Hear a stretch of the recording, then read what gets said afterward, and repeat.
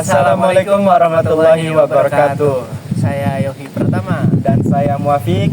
Jadi teman-teman, di sini kita akan membahas tentang bisnis yang sedang trending-trendingnya nih di awal tahun 2025. Khususnya nih buat Gen Z, kita para Gen Z nih. Gimana nih Op kabarnya? Alhamdulillah baik. Ini kan baru awal tahun 2025 nih. Apa sih harapan kamu di 2025 ini? Harapan di 2025 itu pasti menjadi lebih baik, seorang pribadi yang baik ya. Terus yang pasti punya income, punya bisnis sendiri, punya uang banyak lah, bener nggak? Betul, miliarder ya. Nah betul. Kalau menurut Bang Api sendiri nih, apa sih harapan di 2025 ini? Kalau dari saya sendiri ya pasti sama dong. Pasti sebagai Gen Z ya, kita pasti ingin kita lebih baik dari tahun kemarin. Nah betul. Terus kita juga sebagai Gen Z pasti kita juga pengen dong punya bisnis juga, betul dong. Betul. Selain itu juga banyak harapan-harapan lain yang di tahun kemarin belum terwujudkan. Di tahun ini semoga bisa terwujudkan. Amin. Pastinya. Semoga bisa terwujud dong. Betul. Dari Yofi sendiri nih, tadi ngebahas tentang keinginan punya bisnis kan. Nah betul. Bisnis apa sih yang sedang trending atau yang menarik hati Yofi sendiri gitu, buat terjun ke dunia bisnis ataupun punya keinginan menjalankan sebuah bisnis? Yang pasti sebenarnya saya tadi itu tertarik ke bidang kuliner. Di bisnis kuliner ini kayak menjanjikan banget, apalagi sekarang itu ada digital marketingnya dari Shopee Food, GrabFood, GoFood kan. Tapi yang saya pengen geluti itu seperti bisnis angkringan lah, contohnya seperti itu. Sekarang banyak banget ya Gen Z yang mencoba bisnis angkringan, khususnya para mahasiswa tuh. Kadang mereka pagi itu siang, pagi kuliah dia, malamnya dia buka bisnis angkringan ya, sebagai income tambahan ya. Itu juga kayak membantu buat bayar UKT Betul. sendiri kan, terus mencoba jadi lebih mandiri. Iya betul. Ya kan? Biar lebih tahu juga gimana sih, sejauh mana jati diri kita gitu lewat bisnis itu. Betul. Tadi membahas tentang bisnis angkringan juga ya. Bisnis angkringan kan lumayan udah rame ya. Iya betul. Menurut Yofi sendiri yang jadi daya tarik apa tuh dari bisnis angkringan itu? Jadi daya tarik untuk menarik konsumen ya, sebenarnya banyak sih. Sekarang itu apalagi kita punya medsos sendiri Ya. Nah, terus kita punya brandingnya sendiri, itu yang jadi daya tarik sebenarnya. Terus juga kita pasti meningkatkan kualitas dari segi makanan, tempat. Itu sih yang jadi daya tarik buat pelanggan masuk ke kita itu. Tapi ada satu sisi negatif yang selalu diucapkan dengan Gen Z ya. Iya, Gen Z itu komunikasinya kurang katanya. Katanya cuek dalam menjalankan plan bisnis Yofi ke depan nih. Gimana sih sebagai Gen Z kita menyikapi komunikasi yang kurang dari Gen Z yang sering dicap buruk itu dari segi komunikasi?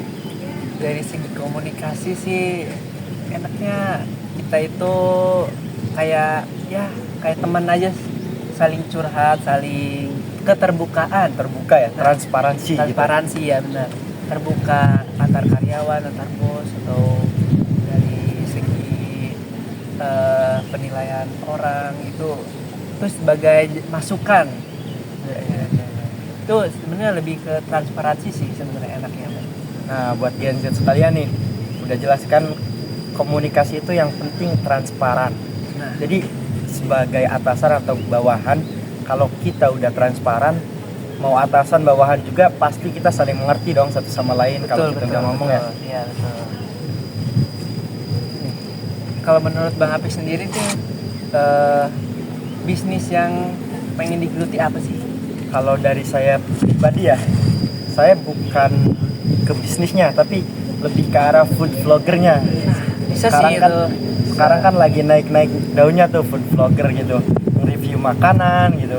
Bisa dong nanti angkringan Yofi saya review gitu Nah, kan. boleh banget itu, boleh banget. Jadi simbiosis mutualisme, Nah. saling menguntungkan satu sama lain gitu. Tertarik banget sih, apalagi di Serang nih lagi naik-naiknya, kayak banyak kayak Teh Siti Celobong, Firza gitu, Serang Food, Teh Vivi, Cilegon tuh banyak juga kan food vlogger yang sedang naik-naik daunnya gitu. Jadi food vlogger itu bukan cuma khusus kayak mereview makanan ya, tapi juga kadang bisa mengedukasi kita juga gitu tentang gimana sih cara bermedsos dengan baik gitu. Itu sih lebih ke arah food vlogger aja sebenarnya. Tapi gimana sih strategi untuk kayak food vlogger itu menarik si endorsement buat Bener. mengendorse kita? Sebenarnya itu berat sih kalau kita mulai dari awal ya. Sebenarnya kita juga harus membranding diri kita dulu nih. Betul, personal branding. Personal branding kita dulu harus kuat gitu. Kayak kita harus tahu arah kita kemana food vloggernya. Terus kita juga selain itu harus punya pengikut yang banyak Nah, kan, betul. Followers. yang gede juga kan. Kayak itu tuh kalau dipikir ya mudah susah. Kalau kita benar-benar ditekuni ya kita bisa sebenarnya mudah gitu. Tapi kadang di tengah jalan kita capek gitu. Nah, benar. Apalagi Gen Z tuh. Nah, Kayak iya. sesuai mood mereka Nah, buat betul. bekerja. Mereka itu biasanya awalnya doang meledak-ledak Nah, nih, iya. pada di tengah jalan udah surut. selesai gitu. Kayak berhenti di tengah jalan. Nah itu, tapi yang penting personal branding sih. Kayak sebut saja kayak Kang Firza ya, kayak brandingnya kan review lagi bareng Firza. Salah, itu Teh Vivi ternyata.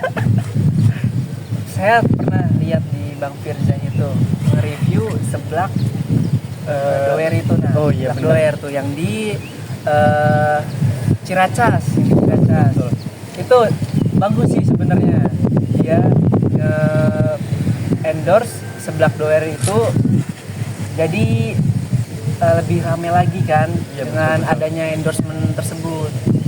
Bisa menjadi daya tarik tersendiri. Jadi ibaratnya food vlogger itu bisa menambah daya tarik karena si orang yang kita ikuti ternyata dia udah ke situ dan kata si food vlogger ini makanan di sini enak gitu loh. Betul. Dari segi itunya. Apalagi pasti yang murah, benar, Nah, betul. murah meriah. Orang sekarang kan nyarinya murah dan banyak. Nah, Pasti betul. ke situ kan. Kayaknya pembahasan kita udah cukup sampai sini ya. Cukup sih. Jadi pada intinya ya buat Gen Z yang belum tahu arah bisnisnya kemana ataupun plan kedepannya gimana, kita harus benar-benar merencanakan dari awal. Karena ketika kita sudah merencanakan, kita akan tahu arah tujuan kita gitu. Seperti Yofi tadi bisnis angkringan, dia udah tahu manajerialnya, marketingnya. Jadi kita tinggal menjalankan walaupun di jalan terasa berat atau gimana. Yang penting kita udah punya niat dan tujuan ke depannya. Buat Gen Z sekalian, jangan pernah menyerah. Bisnis yang kita akan rencanakan pasti akan ada masa jayanya. Nah, buat Gen Z juga, jangan pernah berhenti di tengah jalan. Nah itu Tuh. dia, kayak motor mogok nanti. Bener kan? Oke. Kayak Gen Z itu sekarang susah banget buat bangkit lagi kalau udah patah. Iya, kayak orang Udah putus jatuh, cinta. bener. Betul banget.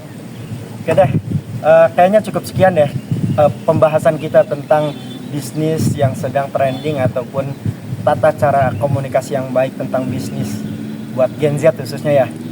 Cukup sekian penjelasan dari kita. Kurang lebihnya mohon maaf.